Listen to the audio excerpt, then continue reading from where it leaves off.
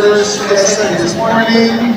Ang atong DILG, City Director, Ma'am Maida. Itong mga department heads present.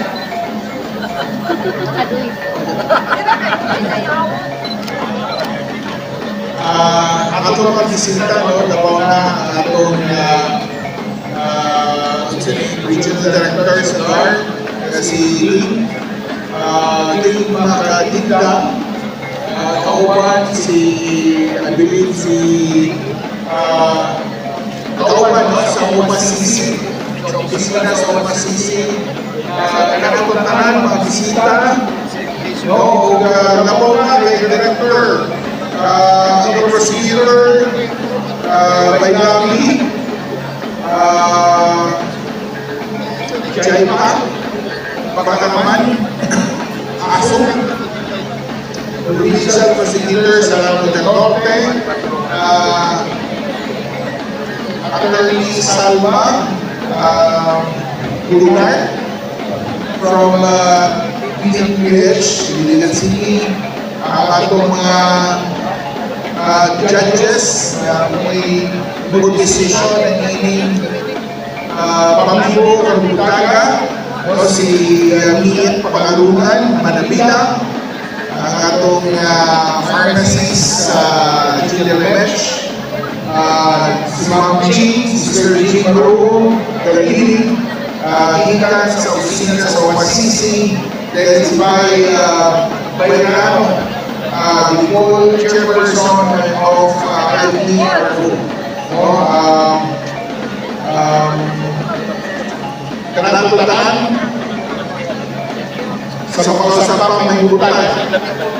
As everyone has noticed, nakakaroon sa ikaw-pat, mag-celebrate sa ikaw-pat na pakalan dyan sa Iligan. Ito yung festival, morning nga itagaran na ito kasiguro na pamakaisunan naman daw na part sa usa sa mga kultura na nalalagay sa Iligan. Dominant culture na nalalagay sa Iligan, kauban ang mga igaw, uban ang mga Kristiyanos.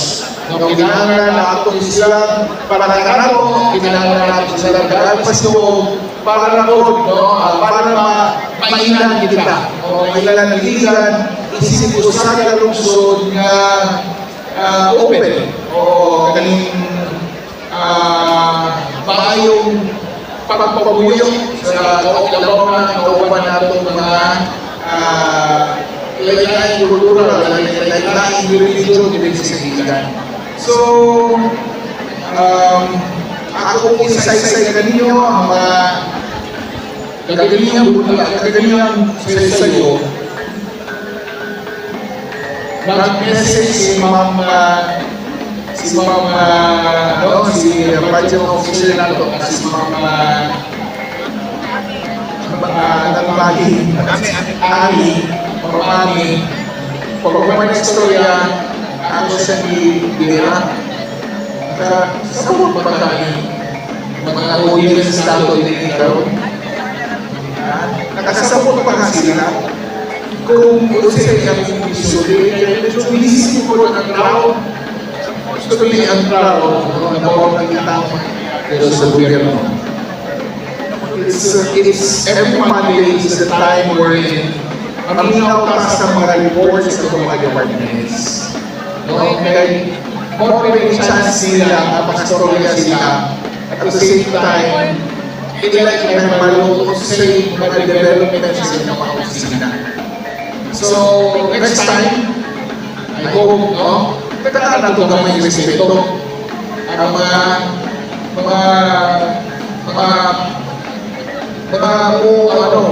kapalaya sila ng mga mensahe dito sa lecture, dito sa podium. So, okay na ba? Nakakawa ba na ito iliado? Kaya, lain ka paminahon, nagkakontest sa istorya, kauban ng atong ang agarahan ng mensahe. Ito nga nagdagaran natin sila support. What do you notice. Usap ko sa akong na-notice. Not an event. This is not an event. Government event. Pag-umaan sa wala pang masugod ng event. Wala na yung mga tao. No? Next time, ako ang iyo ng mga department heads. Ako may shepherd. Ako may in charge. Ako may leaders. No? Ako may leaders sa mga departments. Dapat ang motive. Kamu ang remind sila na kung napagalitin ang city government, kinanggalan na agad ng presensya, isip pagsuporta. Di ba? Isip pagsuporta sa ato ang grupo. Kaya ganyan mga events na atong may galayo din sa England, sa ato ang mana, dahil kita mismo, mga empleyado, wala iha. So, next time, sila at sa boto na CHR mo, kung sa mga itong isla, to make sure that those who are required to be present should be accounted for. Okay? Tapos na natin guest of honor, nagkita sa lugar, na ito'y pastorya, pagpabukin ito, wala ng tao. Di ba? Pagkakaulaw. Sa ba? So, ano yung lalata? We will come up with a plan next time. Siguro, before natagamay actually, mag-ER ka before magsugod sa event para makita nato kung naamit din ang susuporta kung hindi sila absent. Labaw na mga departments, you should be there. No? Last ceremonies, whatever occasions, dapat itinangan na itong siya. So, itong mga division heads, hindi masabot, division heads mo, hindi po leader, section heads, reminder, dapat na inyong presensya. Ikaw po, leader sa grupo. Under, let's say, for example, si Mayor's Office, nag-absent, di na ako halos makita.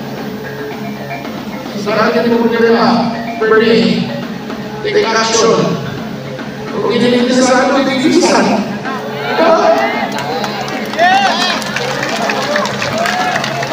Ito na kamayo.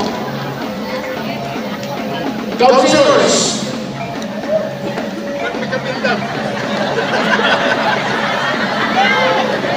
Tapos dito pa kanina.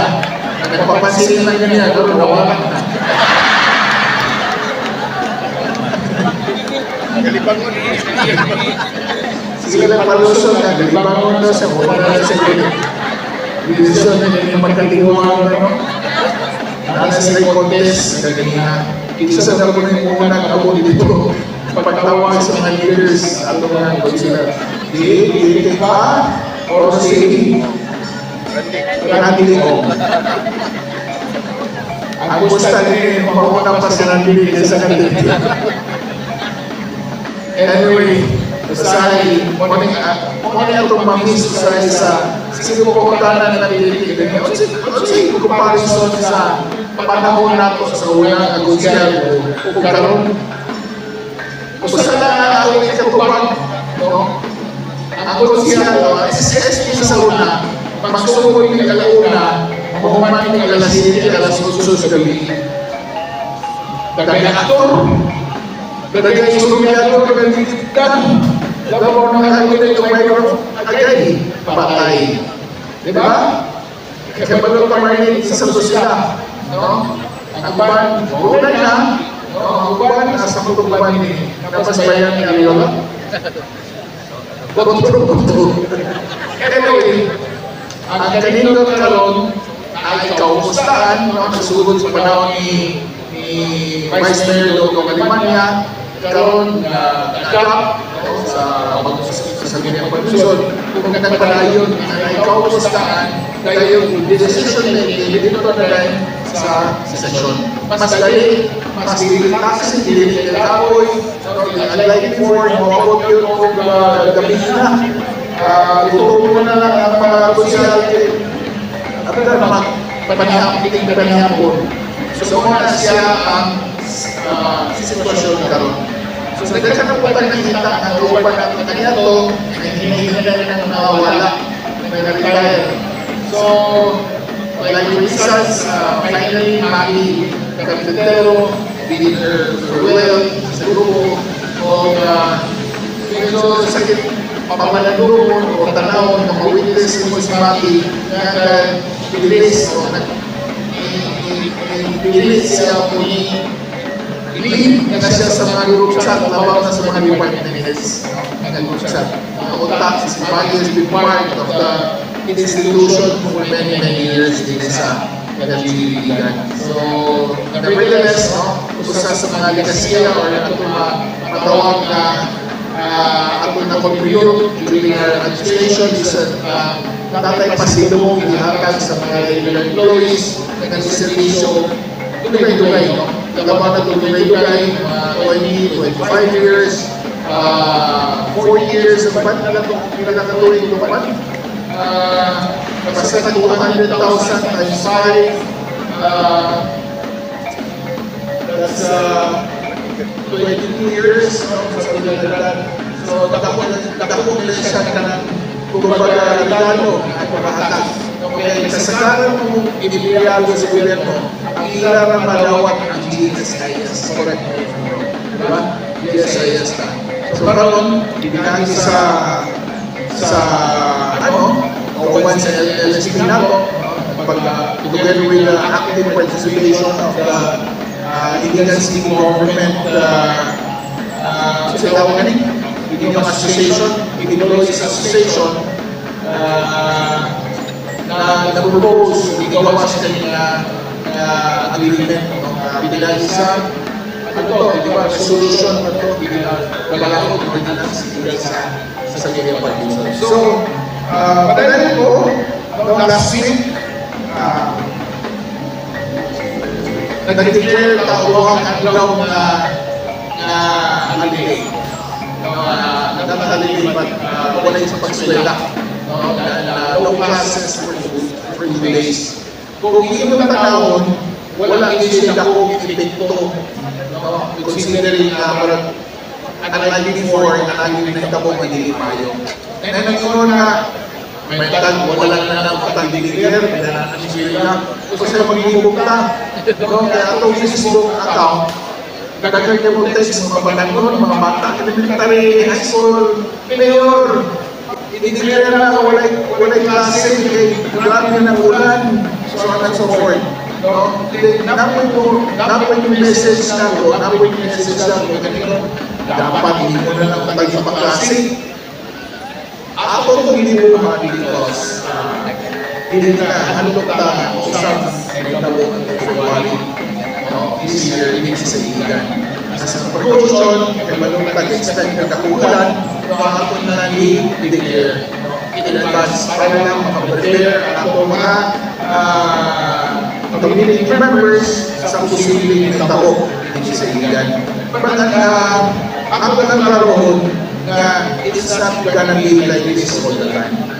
Nanay kamay ulan, nanay kamay medyo talumbo ulan, mingon na rin ang mga bata na mayor, i-declare na walay klase lumba.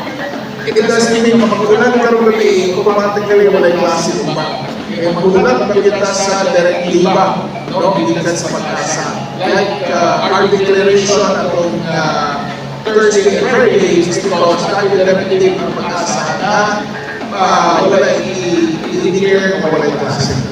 So, also last week, hindi pa higayon ang ICU, Citizen Command System Training, kaupan ang ating Civil Disaster Reduction Management Office. Last week, wala ang DBC, ang NSLO sa flag ceremony, dito siya mag-participate. Dinulog tayo ng ating department heads, department heads and leaders sa ating departments, 9 departments, sa Balong, si Buaton, si Batong na may hitawang ini. I believe that was your first training. Dapat sa sining, makatraining bago ka mong graduate ini. It is a requirement karong panahon na. That's why ang iligan city disaster risk reduction management office dako ang atong i-allocate ng budget para lang sa trainings o sa mga seminars kasama nini. Kaya hindi lang nato is wala nang i-contain sa ato mga but rather than we included everyone, tanang membro sa community, magigitan man sa planta o magigitan sa mga private sector or magigitan sa ibang national agencies. So, also last day, July 7, isinisita mga vloggers sa motor, kaning Evo Health and Civilities na ibinisita sa iligan. Wala din sila, wala din sa iligan, wala kinapon sa ng itinerary ang pagsisita sa iligan. Pero since sinisita namin, nag-request sila kamusulong sa emergency na calls. And syempre, from our office, atong i-facilitate yung dali-dali kay atong itong ipapromote ng iligan o pakita iligan system. So, hindi na nakita nato sila mag-vlog, hindi na na-promote ang emergency calls, hindi na po pinipita ang bits of videos about iligan. So, also last week, together with Ma'am Mayda, and members of the CIMCO or the city, Peace and Order Council, as well as the city Anti-Grant Abuse Council, ipagaya na itong ikatulog ng third quarter meeting. Now, sa mga nakubahan, kapangayin sa Safer Cities Initiative Ordinance, kung ang pagpalayo sa declaration sa iligan isip stable internal peace and security in our cities. Ako na ni-explain sa cities kung sa iligan. Kung sa iligan, kung sa purpose nila.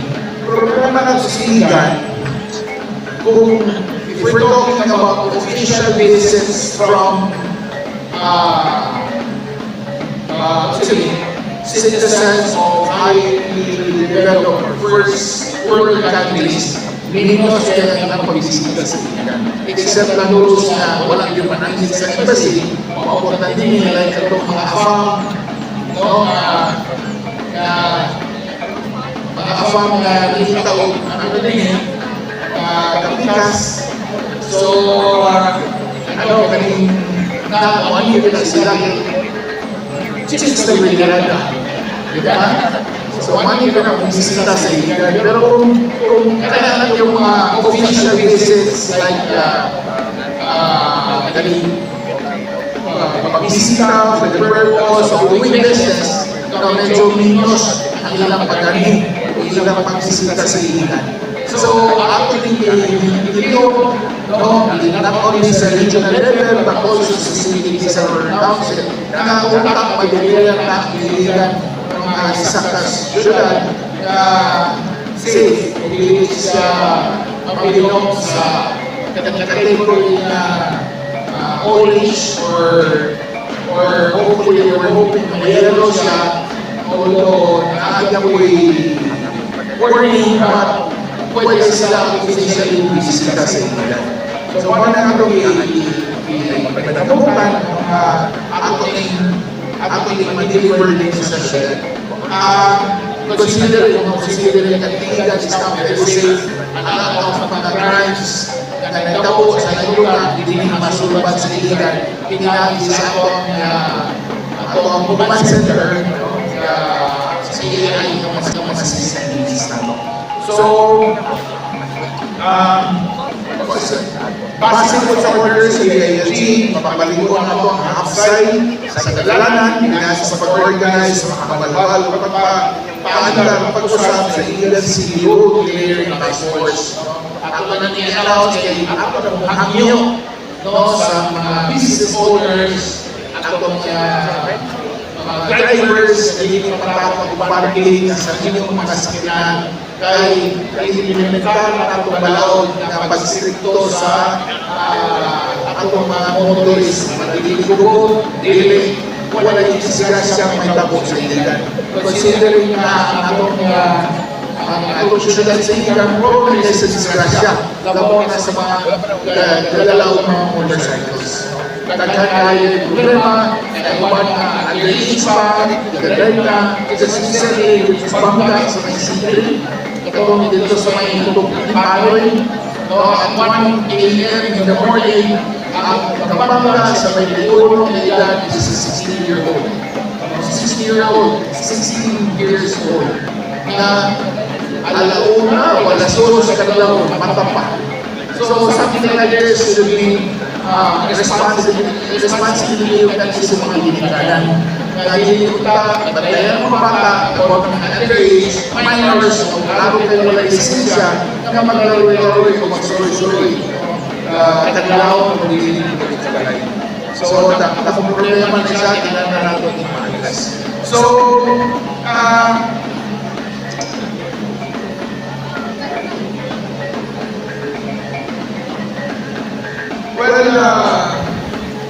a little good news coming from the DepEd. Kung July 8, napili ang civil situation din sa Ilan, iisip pag-showcase sa